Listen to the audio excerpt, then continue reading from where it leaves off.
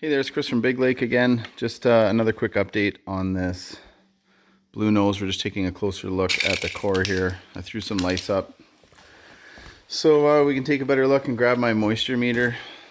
The back looks like it was just banded.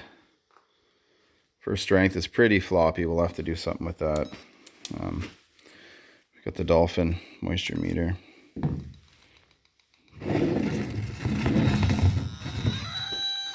Just a little bad about some drilled holes. You see that, that's common.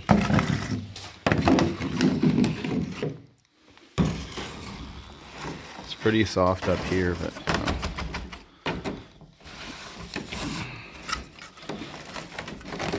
oh yeah, see there's not even any balsa core left. That's why it's not picking anything up there. That'll all be changed. The bow area too, yeah.